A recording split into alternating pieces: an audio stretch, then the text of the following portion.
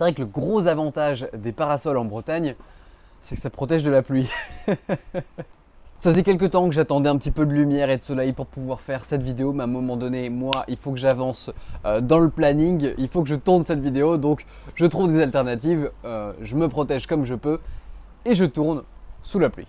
Tu le sais peut-être maintenant grâce à mes dernières vidéos, également un petit peu avec mes stories Instagram, j'ai maintenant une vie de nomade. Ça veut dire que je n'ai pas de logement fixe, je voyage dans différents endroits, parfois en France, parfois à l'étranger, je travaille de là-bas et je vis en itinérance.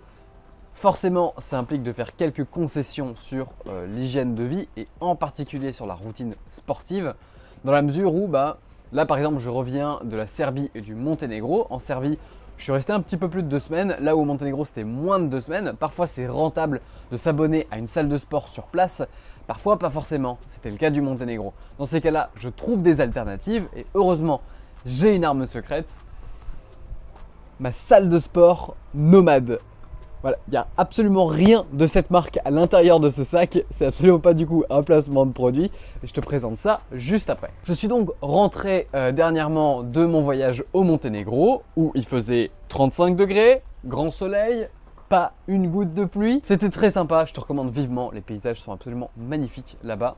Bref, dans cette vidéo, je vais te partager un petit peu mes astuces, comment je fais pour maintenir ma routine de sport et ma routine de musculation, même quand je n'ai pas accès à une salle et en itinérance, en voyageant le plus léger possible. Si tu es nouveau sur cette chaîne, salut, moi c'est Clément, je parle de nutrition et d'hygiène de vie dans le but de maximiser ton énergie au service de tes projets, qu'ils soient professionnels ou personnels. Première astuce, lorsque je voyage quelque part, déjà je vais choisir mon logement notamment en fonction d'une information. Est-ce qu'il y a un parc de street workout à proximité? Moi je viens de ce sport, j'adore le street workout, c'est vraiment cette musculation au poids du corps, à faire également des figures, etc. C'est vraiment intéressant. Personnellement pendant très longtemps j'ai mis la musculation pure en salle, etc. de côté au profit du street workout. Je trouve que c'est pas forcément optimal pour une bonne croissance musculaire et un bon entretien, mais on peut très bien s'en sortir avec un peu de matériel. Pour ça, c'est toujours bien d'avoir un parc pas très loin. Les parcs de street workout sont du coup des parcs où tu vas trouver des barres, notamment pour faire des tractions, des barres de dips, parfois un espalier ou d'autres infrastructures comme ça qui vont te permettre de faire du sport en plein air sans forcément amener du matos avec toi. Pour ça, il existe un outil, un site qui s'appelle calisthenicsparks.com. C'est un site de merde, voilà, je le dis, j'ai pas du coup de partenariat. L'application est pourrie, elle marche pas du tout, c'est très mal fait, mais les données dessus sont utiles et quand ça marche, on est content que ça marche. Pour le coup, ça te permet de voir tous les parcs dans le monde, tous les parcs de street workout. C'est un système communautaire en fait. Quand toi, par exemple, tu te rends compte qu'il y a un nouveau parc qui a été créé près de chez toi et qu'il n'est pas sur le site, tu peux prendre les photos et l'ajouter au site toi-même. Voilà, et ça fait fonctionner cette communauté d'adhérents du street workout. J'essaye du coup en général d'être à maximum 15-20 minutes de marche d'un parc pour pouvoir m'entraîner si jamais je ne vais pas avoir accès à une salle de sport. Mais comme je te dis, seulement des barres de dips et des barres de traction, c'est pas suffisant. Pour ça, il faut un petit peu de matos et le but, c'est d'avoir le matos le plus léger et efficace possible. Et pour ça, rien de mieux que, roulement de tambour, je sors ma salle de sport nomade. 2 hours later. Rien de mieux que des élastiques. Alors j'ai plusieurs types d'élastiques. Là, j'en ai deux qui viennent du kit de la marque d'Eric Flag, qui est un youtubeur que j'aime beaucoup, ça j'ai déjà dit dans d'autres vidéos. Il fait du super matos. En l'occurrence, l'avantage de ces élastiques là, c'est que la résistance elle est plus régulière. Parce que forcément un élastique c'est plus facile au début qu'à la fin du mouvement. Et là pour le coup la résistance est plus régulière et ça va vraiment tenir dans le temps. C'est pas mal pour t'assister sur des exercices que tu maîtrises pas à 100% comme les tractions, les dips ou autres. C'est pas mal aussi pour te lester ou faire, si tu les accroches à une barre, tu peux faire pas mal de mouvements différents. Mais pour ça j'ai un autre set d'élastiques. Et pour moi les deux sont vraiment complémentaires parce que le problème de ceux-ci c'est que parfois ils sont un petit peu trop durs, un peu trop résistants. Et du coup j'ai tout ce set d'élastiques là. Voilà, tu as des élastiques de différentes couleurs. À chaque couleur correspond une charge. Et au bout, tu peux accrocher soit une poignée. Là, tu vois, ça peut te faire des exercices de tirage, de poussée également. Enfin voilà. Tu as également des anses pour accrocher notamment à tes chevilles, tu peux attacher ça à tes bras, enfin bref, tu peux vraiment, avec un petit peu d'estimation, faire pas mal de choses. Et j'ai également ça. Donc j'ai menti, ça c'est bien de la marque de mon sac pour le coup. Ça permet de le caser en fait dans une porte et d'accrocher ensuite tes élastiques au bout. À la base, c'est pour mettre tes anneaux. Mais les anneaux, ça prend de la place. J'adore les anneaux, mais je peux pas voyager avec. Mais je prends quand même ça permet de l'accrocher à une porte. Et j'ai également une autre cale ici. Voilà, j'ai une cale. Pareil, tu le mets dans une embouchure de porte et ça te permet d'être assez flexible sur les endroits où tu peux mettre tes élastiques. Je ne vais pas te faire un récapitulatif de tous les exos que tu peux faire avec des élastiques. Il y a du coup notamment Eric Flag qui a fait une super vidéo avec plein d'exemples d'exos que tu peux faire. Je te mets le lien juste là à droite et également en description si jamais ça t'intéresse. Sache que tout le matos que je te présente dans cette vidéo, tu peux le retrouver en lien en description si jamais ça t'intéresse. Pour la plupart, pas tous, mais pour certains, ça sera sûrement des liens affiliés. Voilà, ça ne change rien pour toi, tu payes pareil, mais moi, je toucherai une petite commission qui fait toujours plaisir. Deuxième accessoire que j'emporte partout quand je voyage pour le sport, c'est une ceinture de plongée. Et pas du tout pour plonger, je m'en sers en fait comme ceinture de lest. En fait, tu vois, c'est ultra léger, contrairement aux ceintures de lest qui ont des grosses chaînes, etc. Et c'est vraiment fait pour tenir du poids. Très honnêtement, je me leste à plus de 20 kg avec ça et ça ne bouge pas du tout. C'est vraiment pratique, c'est super léger, ça se plie, ça rentre dans le sac tout seul. Ça, c'est une technique que j'ai prise à Antoine Fonbonne. Voilà, merci Antoine pour cette astuce. Ça, je l'ai acheté, je crois, chez Decathlon, pour être honnête. Peut-être sur Amazon, je sais plus. Mais bref, une ceinture de plongée avec tout en plastique, un attache en plastique, etc. pour que ce soit le plus léger possible. Ça rentre tout seul dans le sac et ça permet de te lester, également de te fixer des poids autrement. Donc te lester, mais ce que je veux dire, c'est que pas seulement en ceinture, tu peux le mettre autour de ton buste, etc. Tu peux faire pas mal de choses. Et oui, je sais que la plupart des salles de sport ont des ceintures de lest, mais déjà, c'est pas le cas de absolument toutes les salles de sport. Parfois, le matos est même un peu pourri selon le pays et la salle de sport où on va.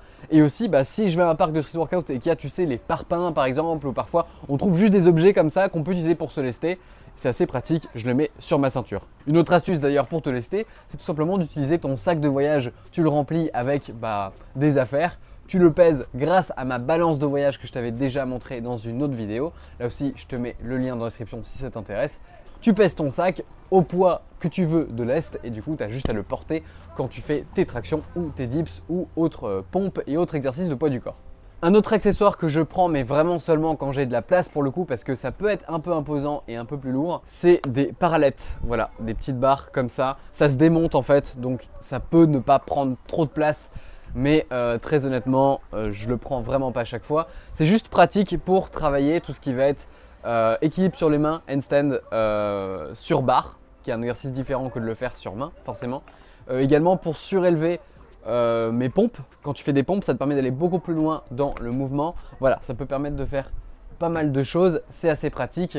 Maintenant, c'est pas indispensable, donc c'est vraiment seulement s'il te reste de la place. Et on va passer à mon arme secrète, l'accessoire ultime pour une bonne salle de sport nomade. J'espère que tu es prêt. Juste avant de te révéler cette arme secrète, petite parenthèse avant de poursuivre, si jamais tu es intéressé par la perte de poids, si ça fait partie de tes objectifs, sache que j'ai sorti une formation gratuite qui s'appelle Les secrets de la perte de poids. C'est une formation gratuite par email, 5 jours, 5 emails, 5 astuces pour apprendre les fondamentaux et les secrets de la perte de poids. C'est entièrement gratuit et si ça ne te plaît pas, tu peux te désinscrire en un seul clic. Concrètement, tu vas apprendre à comprendre comment ton corps fonctionne et réagit à ton hygiène de vie, choisir tes aliments quel que soit ton régime ou tes préférences, savoir exactement ce dont ton corps a besoin et pas celui de Jean-Michel influenceur, tu le connais, le fameux. Mesurer tes progrès à la maison plus efficacement qu'avec une simple balance. Et enfin, utiliser les bons outils pour mesurer tes progrès et adapter ton programme. Si ça t'intéresse, je te mets une fiche à droite, un lien en description. Je ne sais pas combien de temps je laisse les inscriptions ouvertes. Donc si ça fait partie de tes objectifs, je te conseille de t'inscrire dès maintenant. Là, tout de suite. Et sur ce, j'attends. C'est bon, on passe à l'arme ultime. L'arme ultime, c'est ça. Oui, ce sont des bandes de genoux, mais je ne les utilise pas du tout comme bandes de genoux. En fait, ça me permet de faire de l'entraînement par occlusion vasculaire. Si tu es abonné à ma newsletter, depuis un certain temps, j'avais fait un mail là-dessus, tu t'en souviens peut-être. Ça, c'est vraiment une pépite de la science. C'est vraiment une découverte scientifique absolument géniale et qui est quand même assez ancienne. Maintenant, je ne vais pas te faire l'historique de ça, on va passer au concret. Ça, en fait, ça te permet, en l'enroulant autour de certains endroits, certains membres, ça te permet de faire une occlusion vasculaire, un peu comme un garrot, mais pas aussi serré qu'un garrot, parce que le but c'est que le sang passe quand même, mais de limiter l'afflux sanguin. Et ça va te permettre d'avoir, sans poids, sans lest, d'avoir des stimuli qui sont équivalents à si tu avais un poids beaucoup plus grand. Par exemple, tu as simplement des petits élastiques et tu veux remplacer des gros poids, et bien tu peux mettre cette bande là autour de ton bras, le serrer et faire ton exercice, ton curl par exemple, ou ton extension de triceps, etc. Et du coup avoir une stimulation de ton muscle qui est équivalente à un poids bien supérieur à celui que tu utilises avec tes élastiques. Tu peux l'utiliser aussi pour faire des squats et des pistol squats, même si franchement ça brûle. Bref, je ne vais pas épiloguer là-dessus. Il y a Nevin de la chaîne Fitness Logic qui a fait une super vidéo et également un super article de blog qui t'explique tout de A à Z. Je te mets le lien en description. Je t'invite vraiment à aller voir ça. C'est super utile si jamais tu es en itinérance pas mal et que tu veux adapter ton programme de sport. Au final, j'ai deux types de programmation. En fait, à chaque fois, j'ai un entraînement A, un entraînement B avec différents exercices. Un pour la salle de sport, un entraînement A et un entraînement B pour la salle de sport du coup, et l'équivalent si je n'ai pas accès à une salle, où là je vais utiliser essentiellement du coup du katsu, des élastiques, ma ceinture de lest, un parc de street workout, etc. etc. Et c'est comme ça que j'arrive à, au-delà de maintenir ma forme, je dirais même maintenir ma progression, continuer à progresser tout en voyageant énormément. Voilà, j'espère que tu auras appris quelque chose aujourd'hui et que ça t'a plu. Si c'est le cas, n'oublie pas de me mettre un pouce bleu, ça aide énormément, ça coûte rien. Et ça aide énormément la chaîne à se référencer. Également si tu t'abonnes juste en dessous, et ça me montre que la vidéo t'a plu. N'hésite pas à me dire si tu as des questions dans les commentaires, je réponds, je lis et je réponds absolument tous les commentaires. Sur ce, je te dis à très vite pour des prochaines vidéos. D'ici là, prends soin de toi, ton corps te remerciera.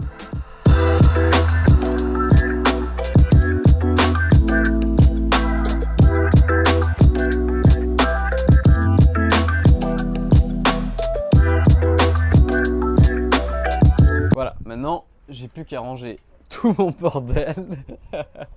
Qu'est-ce qu'il faut pas faire pour YouTube?